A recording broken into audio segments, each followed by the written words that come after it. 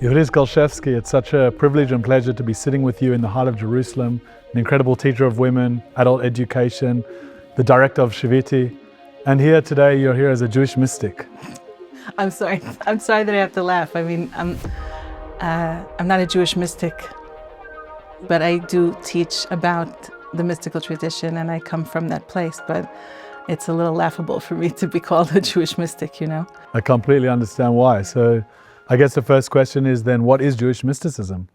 So a lot of people would answer that it's, we'll say, the inner tradition of the Torah. You know, our tradition has a lot of aspects to it, has a lot of dimensions to it.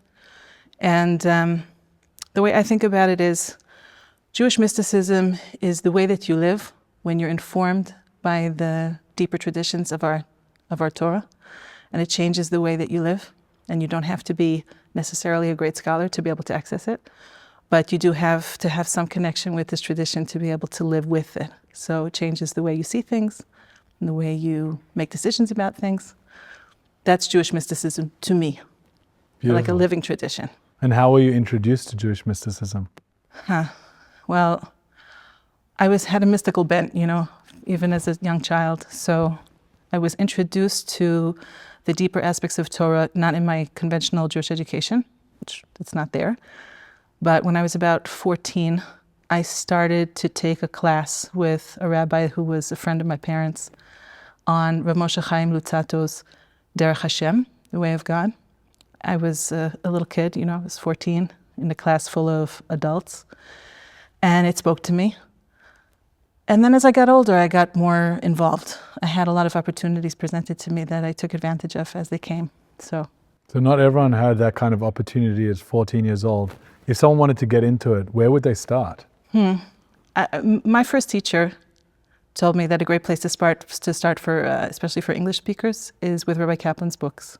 Rabbi Kaplan.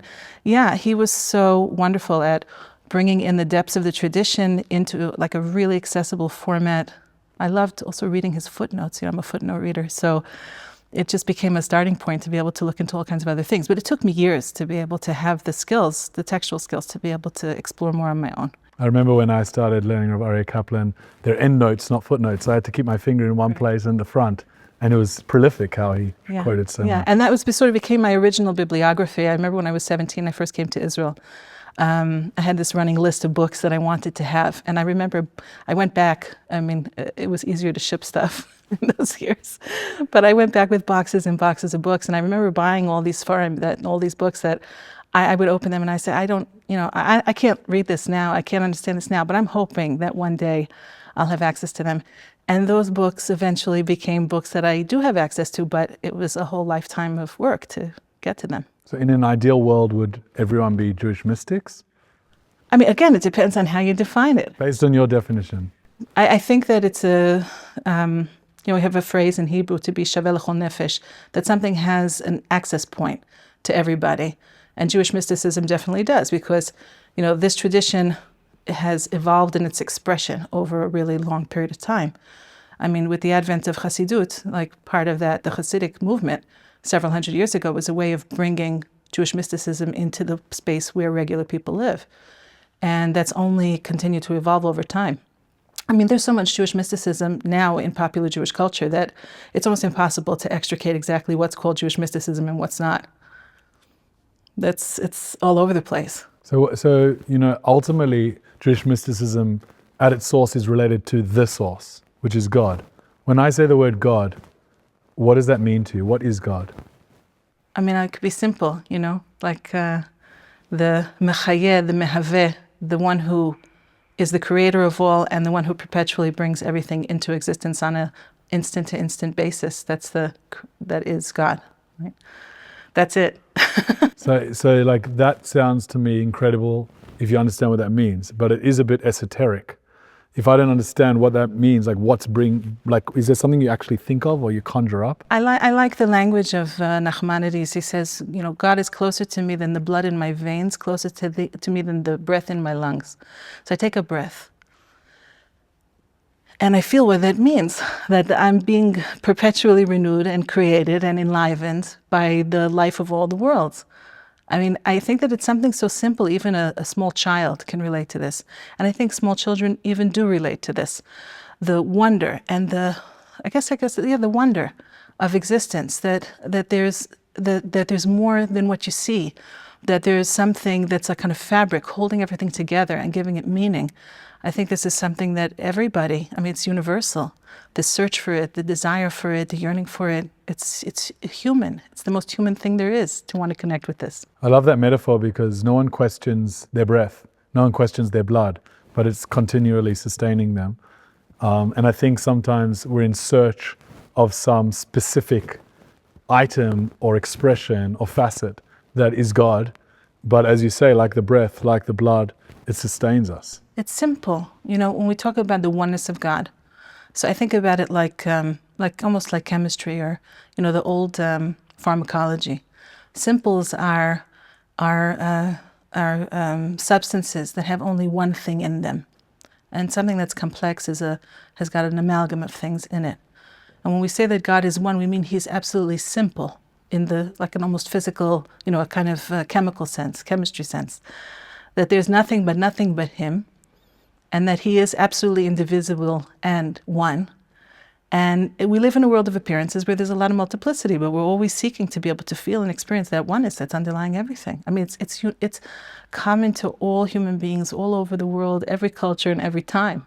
It's probably the most complex, simple thing that exists. I wonder if, you know, if there is a God and the Jewish people are tasked with a mission.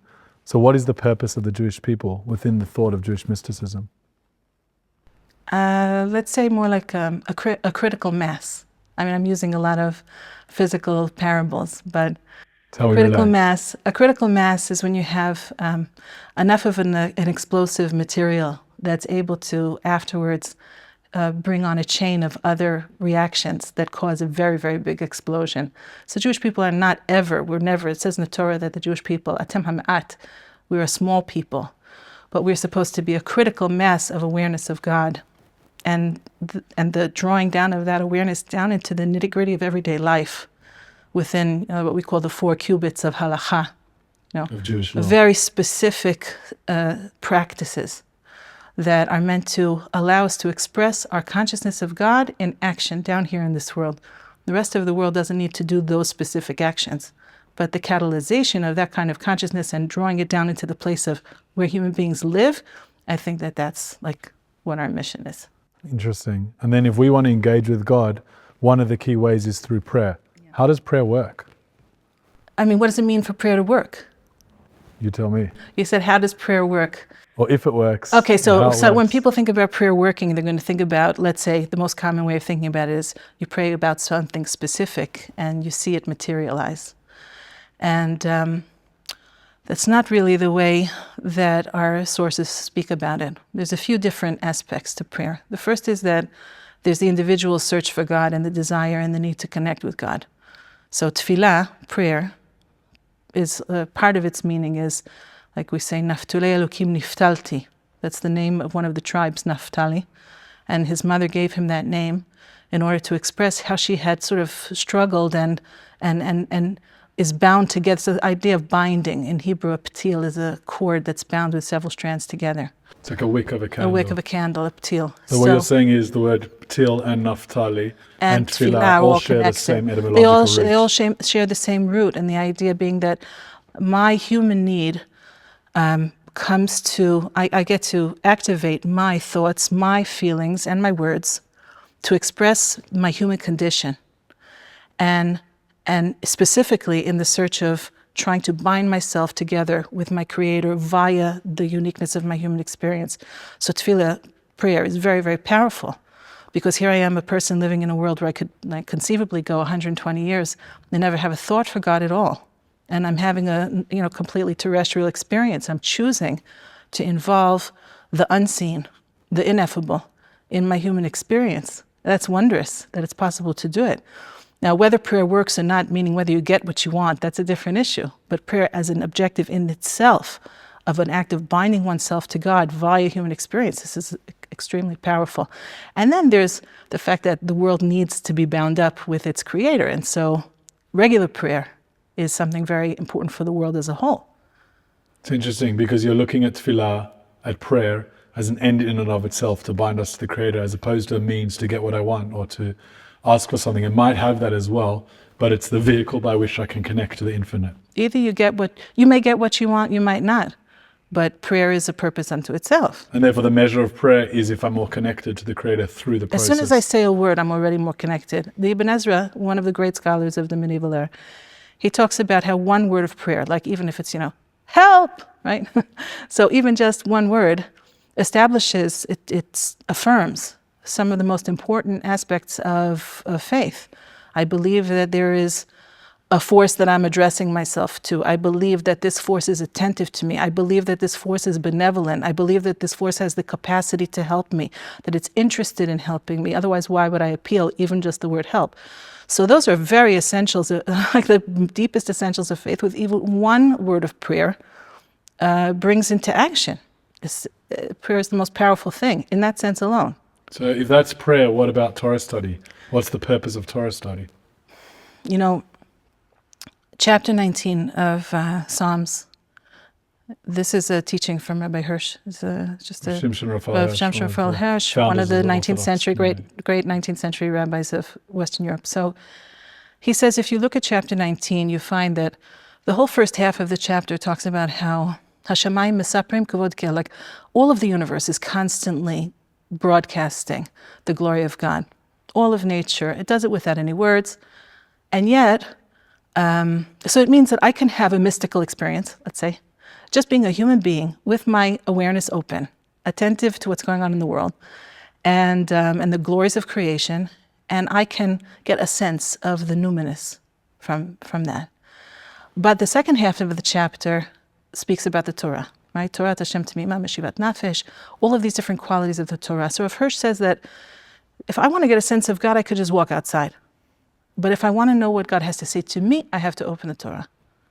If I want to know what He's specifically communicating, what the Creator wants of me to do practically, for that I need the Torah. A sense of God I can get just from opening my eyes. Fascinating. I was just in the Swiss Alps. Ah, yes? And there's the famous story about Rabbi Hirsch that towards the end of his life, he asked his students to take him to the Swiss Alps. And he said, because when I get up to heaven, God's going to say, did you see my Alps? Did you see my Alps? But at the same time, most of his life he sat and wrote and he learnt and all these things. And I guess it's the balance between the two. The Torah giving you that specific, as you said, and the wonders of the universe giving you the general, the universal. I think that great people have great spiritual imaginations also. And so a person could conceivably sit in his 4 cubits studying Torah and have a very deep experience of the greatness of the world, even in the absence of going out to the greatness of the world. I think it requires a certain amount of spiritual imagination, but that's the root of everything. That's the root of all prayer and the root of all prophecy is spiritual imagination. So I wouldn't put it past somebody like Rav Hirsch to have had deep experience of the world, even in a more contained place. But most of us need to go out into the world to see. Even he decided to. Yes, he did. So I'm wondering, one of your hallmarks is one of the greatest Jewish teachers specifically for women in this space, and you've got incredible knowledge. What is the difference between men and women in Jewish mystical thinking and teaching? Or is there a difference? Wow, that's a very broad question. It has a lot of different aspects to it. What do you mean by that? You mean in terms of what men and women learn, or what the purpose is, or who they are and what they are? It's too broad. 100%. You can choose to take it however you want. I'm interested in all of the above. Is there different roles we have in the world? Is there a reason why men and women are created differently? And also in terms of how we engage through Torah, etc. Look, in the language of Jewish mysticism is highly gendered. And it's for a purpose that it's highly gendered. Because the objective of everything in Jewish mysticism is ultimately to make what's called a yichud, that there should be a unity. It means you have 2 polarities and you draw them together and you make something bigger out of them than was before. So the best parable that we have to this is about men and women and what they can accomplish together, which is about physical joining, but so the language of Jewish mysticism is very highly, highly gendered. But yichudim, like here, okay, so I have a cup of water, I didn't have a drink of it yet, okay? So a yichud, to make a unification, it's very Kabbalistic language, very mystical language, but it comes down also, I mean, like this is Judaism. It comes down to also very simple things. Like I have a cup of water in my hand. This is potentially a purely physical experience, you know. And I'm going to make a choice that I want to connect with my Creator, who's the source of this cup of water, also me, also everything that exists, by making a blessing over this cup of water. So when I do so, I accomplish this wondrous thing, very abstract, spiritual thing called a yichud. Now, that's called, in the Kabbalistic language, it's called a masculine and feminine joining, because the feminine is called the place of experience, and the masculine is called the place of the drawing down of some consciousness. You have to join them together. One without the other is meaningless. You have to have them together. So and now I'm self-conscious about making a blessing in front of a camera, so I'm not going to. Okay, but I think it'd be good to have it's emblematic. You're gonna have to drink the water. I could wait, but I just mean to say that like this is so much of Judaism is the drawing down of consciousness into the actual physical details of life. That's always described in gendered language. Is it? Do you ever find any women or men are offended by the gender descriptions, these metaphors? Everybody's offended by everything. I mean, there's a possibility of being offended by anything and everything. Yeah, because they're generalizations, right? So if we talk about like masculine qualities, feminine qualities, especially nowadays, people can definitely take offense because it sounds very reductionist. The only problem is that, it's not a problem. I mean, the way that I think about it is, human beings are never just one thing or another thing. We never talk about masculine attributes or feminine attributes in isolation of men and women. All human beings are created in the image of God, which include all attributes. And men and women tend, again, it's generalization, tend to express more of masculine versus more of feminine attributes. But it's not, I hate to get reductionist about it. It's just a pity to get lost in the language. So you need an expansive consciousness to appreciate that this isn't like here to offend or it's actually there to unify ultimately and to understand the different parts of a greater whole. Human beings are always like, see, that's even that, my tendency to say human beings are always, it's such a human thing to try and put everybody into little boxes and categories. We do it. But to have more expansive thinking, this is language that's meant to illuminate. It's not meant to constrict. It's meant to illuminate. And it does if you take it in the right way. So we do what we do. Why did God create the world? Why did he put us into this place? Oh, you want to hear about what it says in the books? There's many things in the books. Which of the areas of the books do you relate to or you feel makes the most sense? When I was 17, I came to Israel for the first time, and that was one of the great opportunities of my life. That he is a mystic, a rabbi who I'm not going to mention by name. And I had the great good fortune of meeting him when I was 17 years old when I was in New York. And he invited me to come and study in Jerusalem. And I was so ignorant at the time. I thought he meant become his apprentice or something. I didn't know anything. And but he gave me the opportunity to come to Jerusalem and ask him any question that I wanted. And the first time I met him, I went by bus to Beit Yisrael, to this very old family compound house in the back of Beit Yisrael. And I walked in there, 17 years old, with all of my big questions. And I sat down. I had remember those micro-cassette recorders? I do. So I had micro-cassettes and a recorder with me, and I taped all of our conversations. And my first question was, this is like, typical mystical bent teenager. I said, I don't understand how an infinite being could communicate with a finite universe. That was my first question. How is that even possible? Infinite and finite, they don't go together. Infinite being, finite universe is like. So he said to me, this is a good teacher. He said, that's the first question that all Jewish mystics ask. Right? He was giving me like a nice little boost. Yeah. Acknowledging. He was acknowledging. He said, he said, all the books start with that, but there's a question that you need to ask before that. You need to ask, why would an infinite creator communicate with a finite universe? And then he started to give me a good answer, So we have a few different iterations of it. We say, legalot malchuto, to reveal his sovereignty. Then we have legalot midotav, to reveal his attributes. And then we have legalot rachmanuto, to reveal his compassion, his mercy. And all of them really work together. So you're saying that God created the world to have a receptacle to be able to express those three areas? It means that God created other, which ultimately means the universe, human beings with God consciousness possibility, everything that exists, in order for that which existed only in potential, meaning his absolute mastery of all, there needs to be an other to be able to come and appreciate and know all that he is, and to be able to experience it via the revelation of his qualities and his compassion. So the objective is good. The objective is positive, even though along the way there's a lot of things that are difficult to deal with in the world. So you talk about a lot of things to deal with that are difficult. What is free will? Does it exist? Oh, that's... I feel like I'm asking you the questions that you asked your rabbi when you came here. You know, when Rabbi Nachman of Breslov had a student who came to him once and asked him that question. He said, Rebbe, explain to me free will. And what he meant to say was, like, is it just an illusion? So Rabbi Nachman was a very, very deep thinker. He was a very profound thinker, a big mystic, a leader of the Hasidic world as well. And he would answer sometimes in a very pithy kind of a way. So he said in Yiddish, Bechira, free will. He said, if you want, you do it. If you don't want, you don't do it. Okay, so that's kind of, so what did he mean to say? Yes, What did he mean to say, right? Then we have like the commentary on it. What did he mean to say? So he meant to say that free will is not an illusion. You want to do it, you do it. You don't want to do it, you don't do it. Now, that doesn't mean that we are masters of our situations, because obviously there are plenty of things we might want to do that we cannot do, right?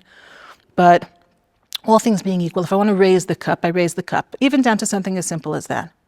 Now, the truth is that what gets people all, tied up and all confused is that it's not free will. The issue is free will in combination or in convergence with everything being already known and God being all-powerful. So that's one of the essential paradoxes that exist, right? I'm a free agent. I get to do. I'm limited, so there's always mitigating factors. But let's say, in essence, my free will is not an illusion. However, at the same time, the complexity of God's orchestration of all that exists is how the two interrelate is something that's a paradox that's beyond human comprehension, and I can accept that. I can live with that. What about Mashiach? What do you think about when I say Mashiach? Mashiach, I hope that he comes because we're talking about him. We say should have been talking about Mashiach. What? It's a him? What is this? The language of all of our sources is that we're talking about an actual individual, right? An actual individual comes from a particular family, who has a particular lineage, who has a particular job to do. So I'm looking forward, I'm hoping every day, as it says in the language of Maimonides, every day I'm waiting. But Mashiach is also about time. It's also about the evolution of history and ways of thinking and all kinds of movements. It's just, in the parasha, right? We have at the birth of the twins of Tamar, right?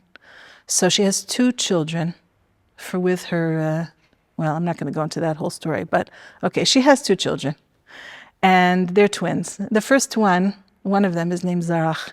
And the first twin thrusts his hand out first, and the midwife puts a red thread. Zarach means to shine, to start to rise or to shine, like the sun shines in the morning. And the next one is, the second one is Peretz.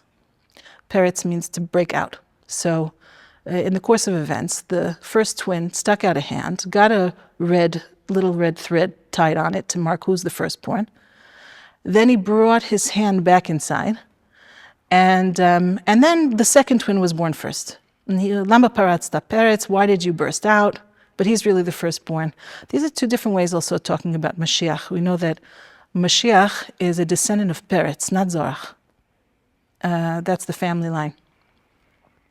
So Zarach is like the sun rises. It says in the mystical sources that Mashiach comes kima kima, slowly, slowly, gradually, incrementally, like the sun rises in the morning. You get up in the morning at Alot HaShachar, you get up in the morning way before the dawn, and it's dark as anything. If you stay up and you're in view of the sky, so, before you even know it, time goes by and it's incrementally, the light of the sun is creeping over the horizon until finally it's daybreak.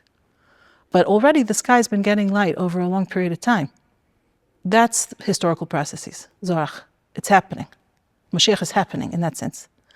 But the actuality of an individual who comes to help catalyze the Jewish people into change, and by virtue of that, the world, that's an individual. That comes from Peretz. And in these historical processes, where does the state of Israel fit in? Is that part of the final redemption? We're so locked in. We're so blinded by the circumstances of our historical period. I also teach Jewish history. So the fact that the Jewish people have come back to the land of Israel after 2,000 years of exile is an unprecedented reality that there's nothing to compare with it. There's nothing even close to compare with it. There have been maybe 3 or 4 other attempts to re-indigenize people over the course of human history, and none of them worked. It's a very interesting period we're living in. It's only because we're living in it at this moment that we're sort of not able to see how completely impossible it is. You read the prophets. There are prophetic selections that are every week with the Haftorah with the Torah portion of the week, and the Jewish people have been saying those weekly for a very, very long time in order to bolster our confidence and our faith that this is going to happen. And guess what? It happened.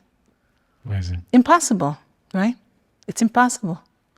It's impossible that we're sitting here in Jerusalem talking about this. It's impossible that we've come to the point where all of this, I sit and teach, and I say to my students, I'll just stop in the middle sometimes and say, can you believe that we are sitting in Jerusalem, a group of women who come from all kinds of backgrounds and all walks of life, and we're sitting here with holy books in front of us that until a very recent period, until very, very recently, not only did women not learn them, but most men didn't learn them either. We're living in such a period that's wondrous. There's so much negative, so it's easy to focus on that. It's human nature to focus on the negative. But if our great-great-grandparents, great, right, let's go back a little bit further, if they could see how we're living now, they would say, for sure, Mashiach is already here. Now, that I'm not talking about politics. I'm talking about just the historical reality of the Jewish people returning to the land. It's impossible, and yet it is. Amazing. Maybe they did see it through the prophecies. They did. That's the only way that they saw it. And they have no other lens to, Rabbi Nachman, I'm going to go back to Rabbi Nachman. We're Breslov Hasidim, so I have no choice, I have choice, but I have to. So he lived from 1772 until 1810. Towards the end of his life, he told his students, when Mashiach comes, there will be an invention already in existence that will allow people to fly vast distances very quickly. So quickly, in fact, now imagine in his time, they didn't have even an understanding of geological time in Rabbi Nachman's time, okay? Like there's so many modern concepts about time, distance, they didn't exist in his time. He said, it will be possible for a Jew to pray the morning prayers outside of Israel, feel that something is unclear to him in that prayer that he needs clarification on, meaning he should have been thinking something else, he needs clarity.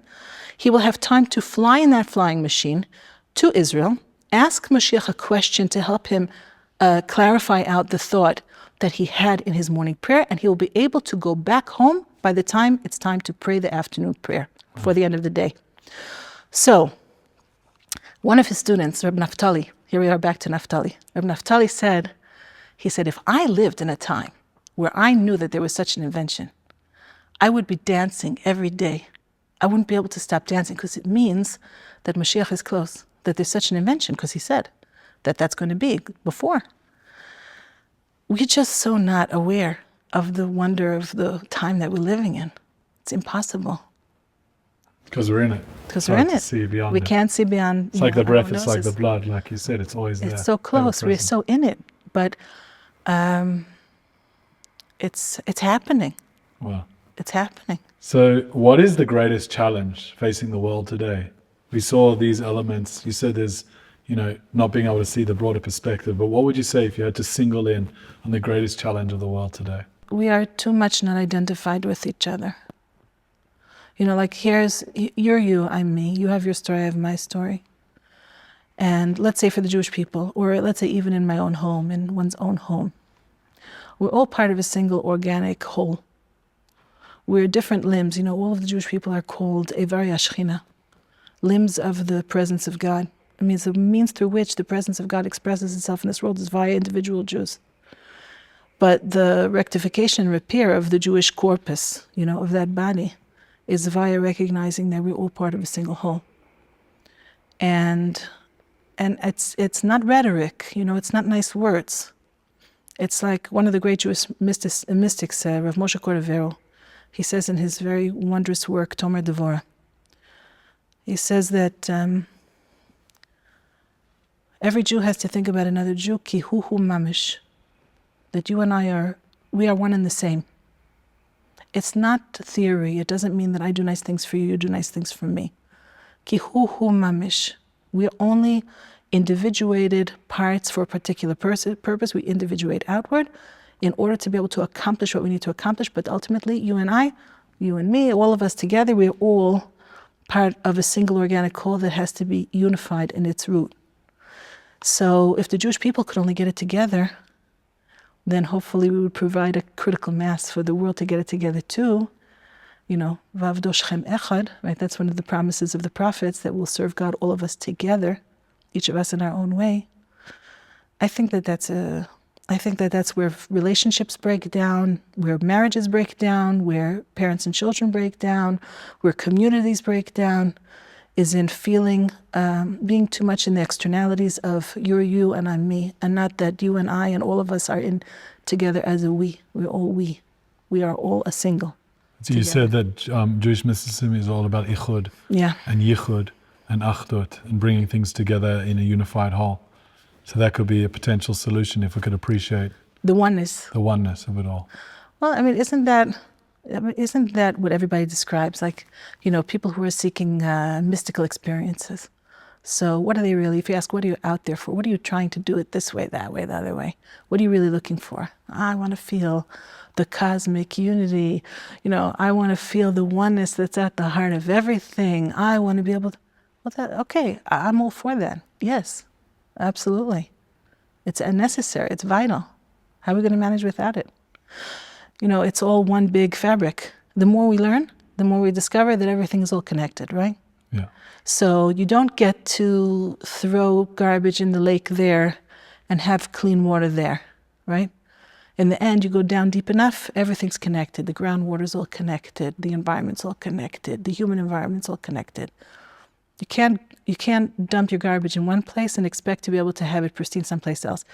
So the idea that maybe I could do that socially or familially or politically or physically, it's just a waste of time. It's not going to get us anywhere. Amazing. So how's modernity changed, shifted, altered in any way Jewish mysticism? I don't know that Jewish mysticism is prone to alteration. I think that it's just about expression and where it's going. So is it expressed differently in modern times? It was not known until modern times. The Jewish mystical tradition was a heavily guarded realm that only great scholars had access to.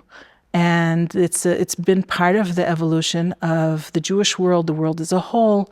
It's a historical progression that this comes out to be accessible to people. And why is that? Why can we even have a conversation in front of thousands of people about Jewish mysticism if it was a guarded secret? So what's changed? So King Solomon said, "Lasot sfarim ad ein ketz," that will come a time that there'll be endless books written. And it's true. The proliferation after the beginning of the printing press, that's where we have like this explosion of Jewish books in general, but Jewish books.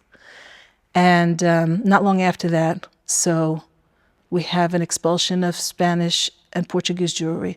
We have the beginning of the Kabbalistic Renaissance in northern Israel at the time of Rav Yitzchak Luria. We have, there's a progression of stuff getting out into the world. A few hundred years later, fast forward, then you have the Baal Shem Tov and the Hasidic movement, further proliferation. So all this stuff, which used to be like the most precious, and it is still precious, it's becomes available. So I'm going to share, I'll tell you a story. So once there was a king. We always tell stories. So once there was a king, Breslov, Chassidut, to the Zohar. The Zohar is all parables like this. Yeah. Parables of a king, a queen, a father, a son, all, battles, quests, it's all there. So there was a king. He had one son.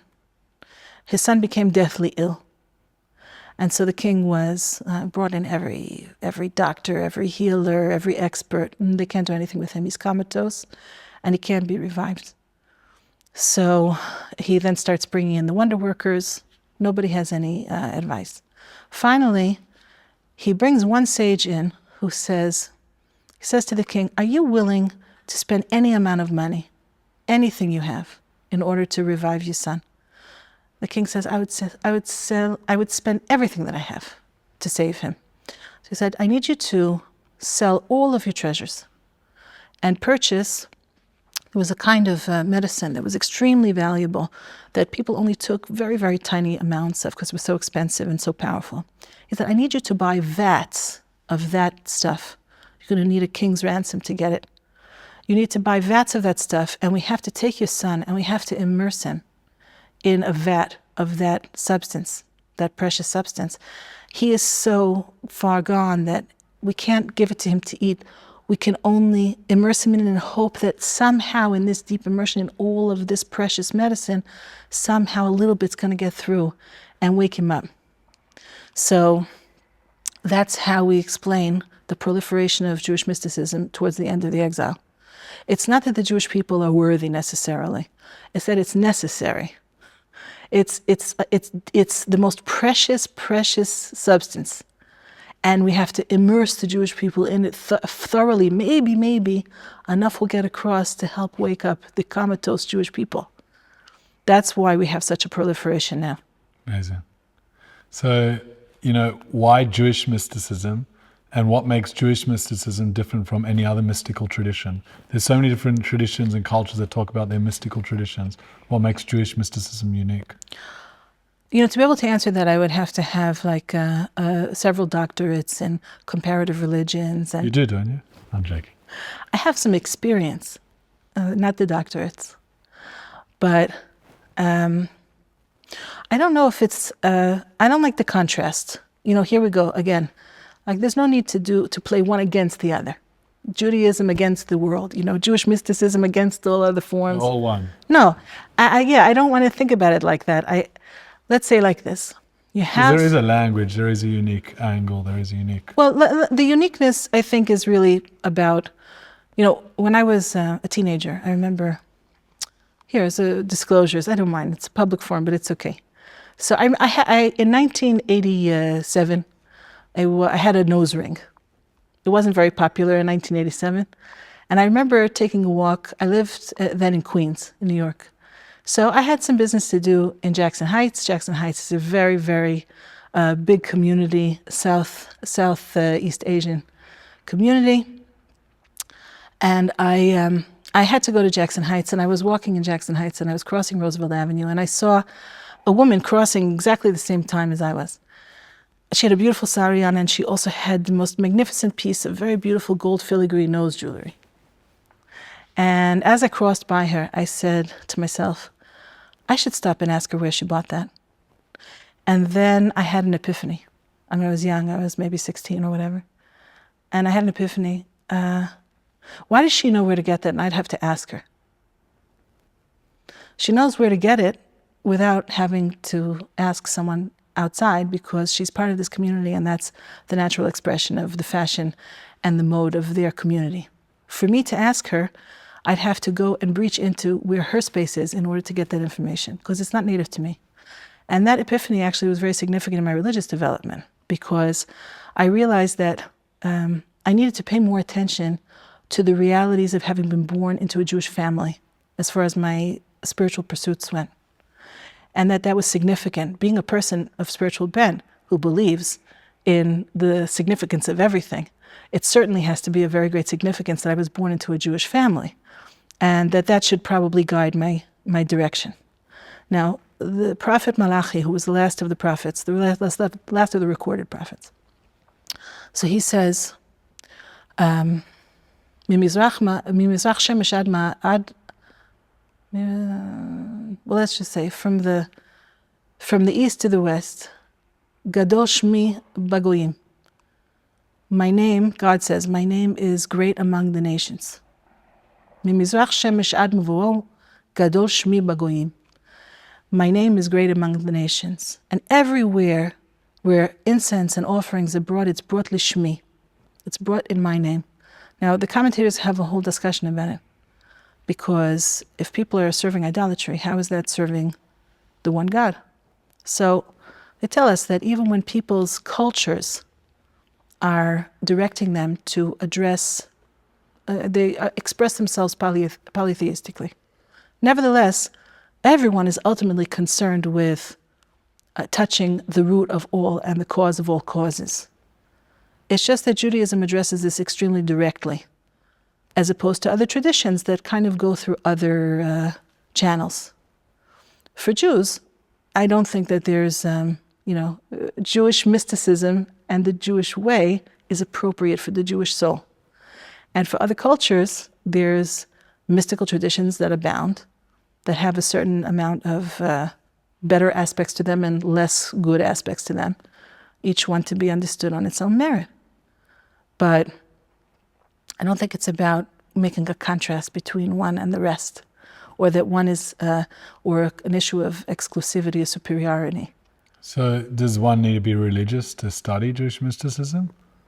Or again, there's no differentiation between your religious observant level? No. That's, ultimately for Jews, the Torah tradition is very, very clear about the need to express God consciousness through action that's very prescribed. That's our particular way. We don't have a tradition of, a mystical tradition that's divorced from the world of action. In fact, the very definition of our mystical tradition is that it comes down into the world of action. That mystical consciousness is not significant if it doesn't have a kli, if it doesn't have a vessel to contain it and to express it. And for Jews, this is through mitzvot. It's through actually carrying out the mitzvot, the commandments of the Torah. That's the kli. That's but if you don't, can you still study Jewish mysticism? What does it mean to study Jewish mysticism? It's always good to learn. That's a... The prophet says even if they should forget me but remember my Torah, right? That's the forget God but remember his Torah. It means you still study. And hopefully the study will have a positive benefit. The more that we learn, hopefully it sparks something inside of us. But ultimately it does come down to observance. Yeah.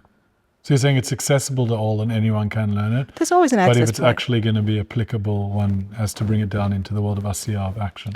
The world of action, it does come down to carrying out mitzvot. But look, there are people who like Jewish mysticism because maybe it informs their relationships better or their spiritual pursuits, whether that's prayer or something like that. I wouldn't put it down. It's good. It's all good. However, the expression of our tradition is in action. And there's no question. So is it dangerous at all? Is there anything dangerous about Jewish mysticism? I mean, that's like asking, is there anything dangerous about salt? Like salt is necessary. You need salt. And too much salt, or salt, is anything dangerous? Yeah, of course. I mean, my father, Zichron Levracha, used to like to say, a little knowledge is a dangerous thing.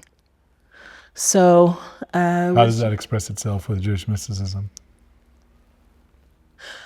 Well, I mean, you don't want somebody to be kind of spouting Jewish mystical ideas and also promoting things that are antithetical to Torah values and law. Okay, so that's one thing that's quite important to be careful about. And I think in general, the loftier and the more spiritual, the deeper something is, the more care you have to have around it.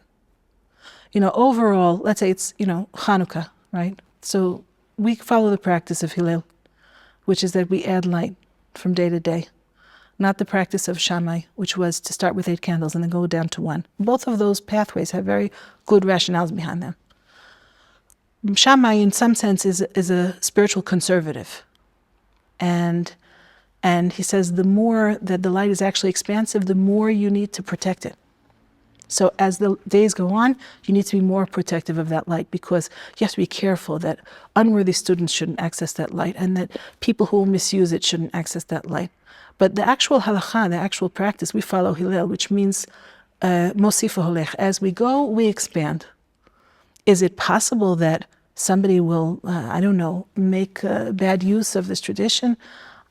Possibly. I'm not worried about somebody making a golem, I'm not worried about somebody making, stealing secrets and doing some kind of mystical alchemy. That's not what it's about. It's about not being true to the tradition.